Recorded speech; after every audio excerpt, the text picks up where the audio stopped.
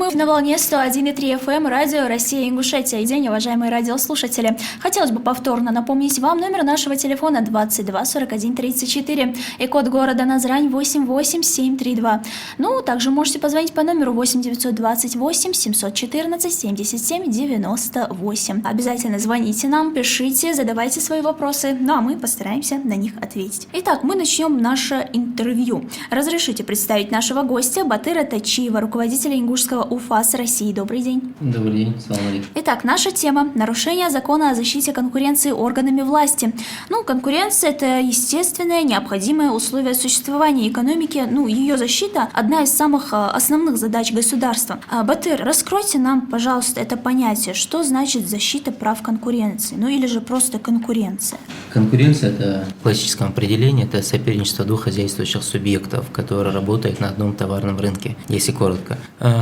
Ущемляют у нас интересы как органов власти, так и хозяйствующий субъект, который занимает доминирующее положение. Также это может быть и вследствие недобросовестной конкуренции.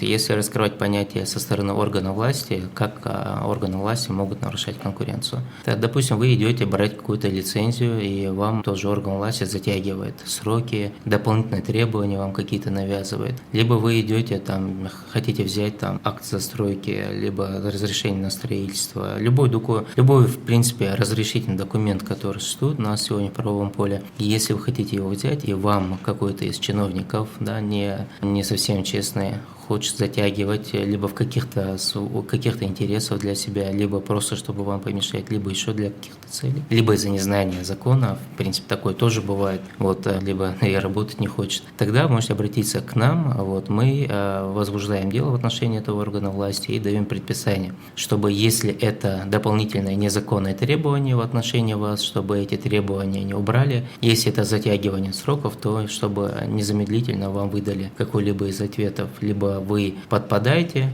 под ту организацию, которой необходимо выдать разрешительный документ, либо нет. Поэтому при обращении к нам мы такого рода дела рассматриваем. Все это урегулировано в статье 15 Закона о защите конкуренции. Допустим, если выявляется нарушение по этой статье, по 15 в частности, то мы сначала органу власти обязаны выдать предупреждение о необходимости прекращения нарушения, прекращения противоправных, соответственно, действий. Если же орган власти не прислушался к этому, то мы уже возбуждаем дело в отношении его со всеми последствиями. То есть это достаточно большие штрафные санкции. Кроме штрафных санкций, если чиновник любого ранга, то есть абсолютно любого, какую бы должность не занимал, ограничения в законе нет. Если он в один календарный год 2 раза нарушает статью 15 Закона о защите конкуренции, то он должен быть, безусловно, дисквалифицирован. То есть тут нет каких-то рамок. Первый раз он, допустим, в январе нарушил закон, мы в отношении него по статье 14.9 КоАПа наложили на него штраф. Это от 15 до 30 тысяч рублей. Если это ему не стало уроком, и он, допустим, в марте, в апреле, еще в июне или хоть в декабре еще раз нарушил эти нормы, то уже мы составляем протокол и передаем материал в суд для дисквалификации. Дисквалификация идет у нас от полугода до 3 лет. Угу. То есть, получается, эти, допустим, 3 года, например, он не может заниматься своей этой деятельностью, так? Вообще никакой, занимается именно занимает эту должность. Угу. Хотел уточнить. Но перескочить на что-то другое все же он, получается, может. Да, но если, допустим, он министр, ему неинтересно, наверное, будет быть начальником отдела или директором школы. Вы чуть ранее сказали, что человек, просто не зная закон, может нарушить его, но незнание закона не освобождает ведь от ответственности, верно? Конечно, этот вопрос компетенции сотрудников и вопрос, насколько сам орган власти уделяет внимание грамотности своих сотрудников. Из той работы, которую мы проводим, к сожалению, это направление оставляет ожидать лучшего. Что значит конкуренция, статус недобросовестный? Что означает это понятие? Недобросовестная конкуренция, имеется в виду. Недобросовестная конкуренция – это если один конкурент незаконно, так получается, так сказать, незаконно как-то, если можно так выразиться, пакости другому. Допустим, есть для упрощения пример, 2 хлебобулочных завода, один выпекает абсолютно один и тот же хлеб из одной и той же муки. Один пишет, что у меня хлеб самый вкусный. Вот. А доказать он это не сможет, что у него самый вкусный. Либо он пишет, там, у меня там хлеб номер 1, или я производитель номер 1, хотя таковым не является. Либо он пишет, что вот там хлеб через дорогу не самого лучшего качества, то есть у конкурента. Это тоже акт недобросовестной конкуренции. Либо, допустим, вы организовали фирму, назовя ее там в честь, там, допустим, своего имени, вы раскрутили эту фирму, вложили в ее раскрутку этого бренда достаточно много сил и средств, а потом, когда вы его раскрутили, абсолютно под такой же вывеской начинает работать другой уже там хозсубъект и выпускает тот же товар, что и вы. Но там может быть качество хуже, скорее всего, чем потому что ему не стоило бы тогда под вашим брендом выступать. Это тоже является актом недобросовестной конкуренции. Не говоря уже о том, что когда вы используете абсолютно чужой бренд, такое тоже было. Этим достаточно часто игрались нефтяные компании, АЗС. Он абсолютно не принадлежит группе компаний «Лукойл», не «Роснефть» и так далее, там, вот это «Винки» называют, так называемые, вот, к ним не принадлежат, но вместо того, чтобы продавался их бензин лучше, они ставят название этих компаний. То есть «Лукойл» никакого отношения к «Лукойлу» не имеет. То есть, получается, они просто берут себе чужие слоганы, но, смотрите, есть еще такой момент, допустим, там, возьмем самый такой популярный бренд Nike, да, там, кроссовки и спортивный вот этот вот бренд. Были такие моменты, когда другие копировали не именно его логотип, а немножечко его переделывали, вот прям самую малость, не сильно заметно, но если приглядеться, допустим, это считается, что человек скопировал твой логотип? При выявлении, если к нам такие жалобы поступают, вот я работал в других субъектах, в тех субъектах к нам довольно часто поступали эти жалобы, мы их разбирали. При выявлении этих фактов мы отправляем запрос информации в Роспатент. И Роспатент нам дает заключение, похоже ли данное изображение до степени смешения с охраняемым товарным знаком. И если они скажут, что человек может перепутать этот Nike с другим Nike, либо Adidas и так далее, вот тогда это до степени смешения, это похоже, тоже является противоправным действием. Вот смотрите, допустим, вы там штрафовали какую-либо компанию, да, получается. И если эта компания не успевает или же просто не выплачивает поставленный вами срок, что его ожидает дальше? Дальше ожидает удвоение штрафа и направление материала судебным приставам. Так как у нас штрафы очень и очень большие, вот, удвоение этого штрафа может привести к полному банкротству и закрытию компании. Поэтому, когда мы применяем свои санкции штрафные, то мы очень аккуратно к этому вопросу подходим. У нас не стоит цель, чтобы компания закрылась, чтобы люди остались без работы, чтобы налоговые поступления там прекратились в бюджет. Вот. Но наказать вместе с тем эту компанию, чтобы больше такого не повторялось, это тоже цель. Поэтому каждый раз вот мы такой баланс пытаемся найти. А так, в принципе, у нас есть методические рекомендации по расчету размера штрафа, утвержденный Центральным аппаратом ФАС России. По ней мы и смотрим.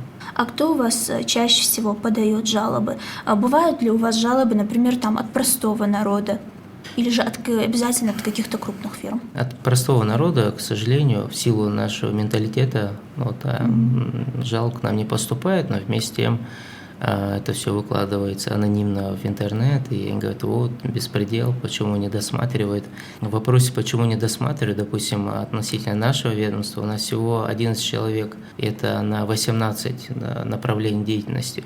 Под каждую, в каждую закупку заглянуть, в каждый двор, каждую рекламу, каждый акт недобросовестной конкуренции, незаконно выделенный земельный участок, проданную машину государственную и так далее, мы физически не можем, во-первых. Во-вторых, нам законодательство просто так вмешиваться тоже особо не позволяет. Поэтому, если такого рода нарушения выявляются, то необходимо писать об этом, если вы, конечно, хотите защитить интересы, публичные интересы чьи-то. Если нет, то, в принципе, вот это все ограничивается у нас мусоливанием в социальных сетях.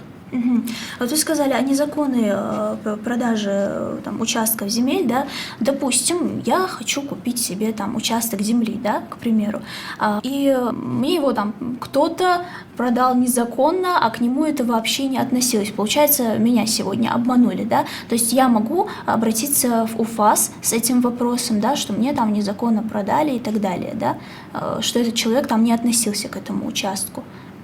Потому что у меня из-за этого, видимо, будут проблемы, получается так, да? Нет, чуть-чуть неправильно, наверное, вы меня поняли, я высказался не так. Это в данном случае, если органы власти продают земельный участок.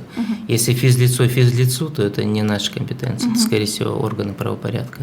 Так, у вас были такие прям наглядные примеры, чтобы вам приходилось вот по теме конкуренция штрафовать? В законе о защите конкуренции очень много норм, рабочих, так сказать, статей. Это вот 10, 11, 14 статьи с примами, 15, 16, 17, 17.1. Вот 18 чуть не работает, вот, потому что там нарушений практически не бывает. Вот все эти статьи, да, конечно. Если к статистике, да, прийти, то в 2017 году мы возбудили только по закону о защите конкуренции 94 дела, в 2018 году это 161 дело уже, в 2019 131. 161 дело в 2018 году, 2 раза у нас рост был по отношению к 2017 году. Это именно те дела, вот сюда закладывались, когда мы выявили при проверке ряда муниципальных образований незаконно проданных земельных участков. В данном случае мы возбуждали дела, давали предписания органам власти, чтобы они вернули обратно незаконно выделенные земельные участки обратно в казну. Вот, это, в принципе, было произведено, их обратно вернули.